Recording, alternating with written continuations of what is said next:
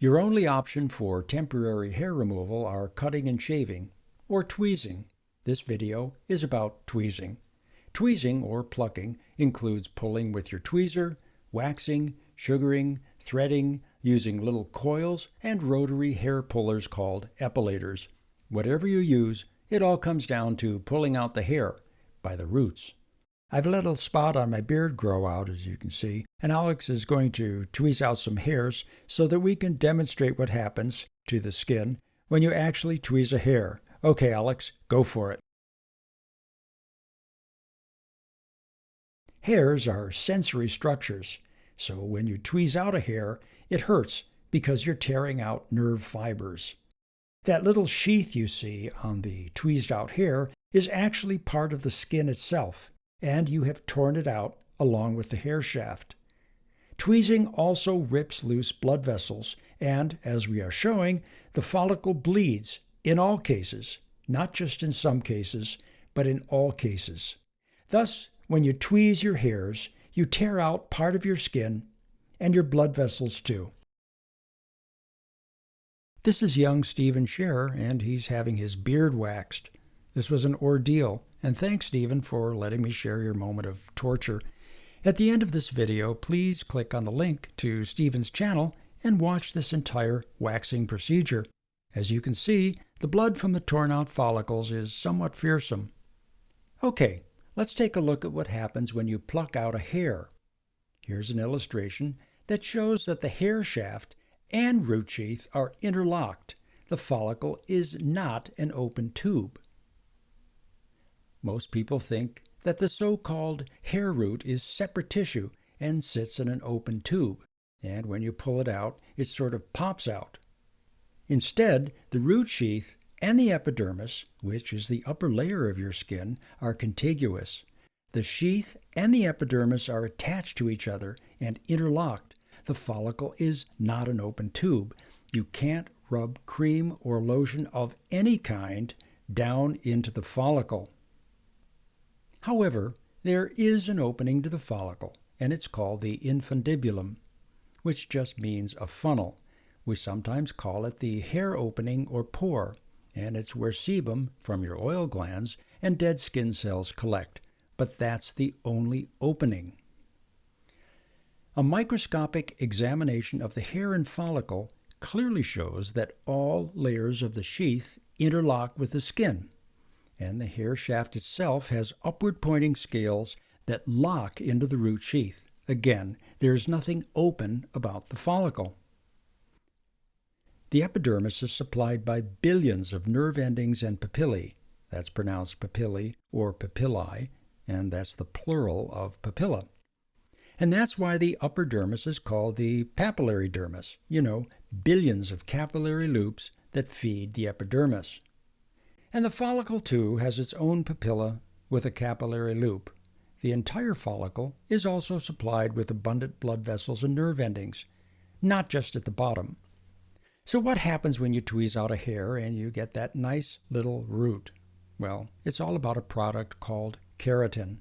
The hair and sheath in the follicle are soft tissues, and as the hair and sheath grow upward, the material becomes harder in a process called keratinization or keratinization. To get an idea about this, look at your fingernails. Fingernails are identical to hairs. The lower nail that's deep in your skin is soft, but as the nail grows out, it becomes harder and harder, and it's dead keratin material that you can clip off, just like you cut your hair.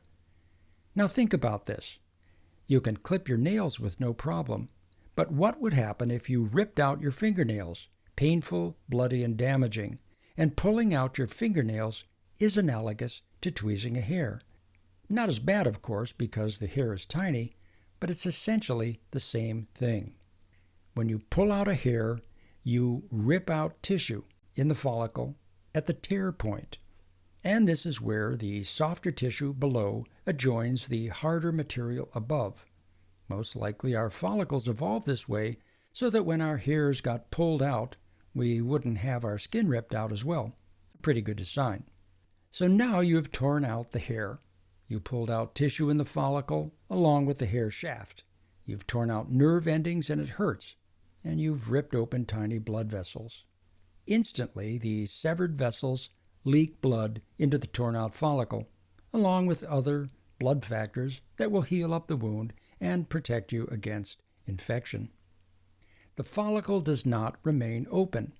It collapses inward and is immediately filled with blood.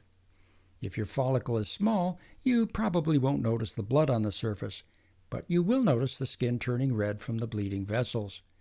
Furthermore, it's still impossible to rub creams, oils, or lotions down into the torn-out follicle because it's filled with blood and tissue debris. With large follicles, you will often see a tiny droplet of blood forming at the surface. As with any wound at all, the torn-out follicle will form a mass of dead cells that will be replaced by fresh tissue. At the same time, stem cells in the follicle start to reorganize to build a brand new hair. The process of hair building can take up to several months, and the damaged follicle will lay down a tiny bit of collagen tissue that we call a scar. Not much, and you won't notice this. However, each time a hair is tweezed out, more scar tissue forms in the follicle, and this can result in several different conditions. Again, thanks to Stephen Scherer, and please click on the link so you can watch his videos. So is tweezing good or bad? The correct answer is, who knows? Look, people have been ripping out their hairs for thousands of years, and by now, if it killed you, we would probably know about it. Importantly, I'd say it all depends on your gender, your age, and where you're plucking out the hairs. If you shape your eyebrows, you're probably okay, unless you develop irregular skin. If you're a young man, waxing your back hair can likely cause hundreds of pimples. If you're a middle-aged woman, waxing your legs will probably work just fine, but there's no guarantee that it will be just fine. Ingrown hairs can result from waxing, and having these on your bikini line can leave permanent marks. Tweezing your face, like your chin and your upper lip, does seem to cause distorted follicles and larger hairs. Medical authorities don't recommend waxing your genitals, as this can increase your risk of STDs. The bottom line is talk to your electrologist or esthetician. Trust me, they will have a lot to say about waxing and tweezing. And always do a test area first. And yes, there are lots of myths and legends about waxing. People say that if you wax your leg hairs for years, eventually all the hairs will go away. But here's proof that such an idea is silly. The bald leg you see here is my 70-year-old disgusting hairless leg, and the hairy leg is a 19-year-old leg. My legs used to be much hairier than the kid in the photo.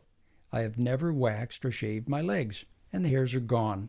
It's another topic, but hairs on every part of your body completely change as we age. Leg hairs go away, but not the hairs on your chin. So there it is.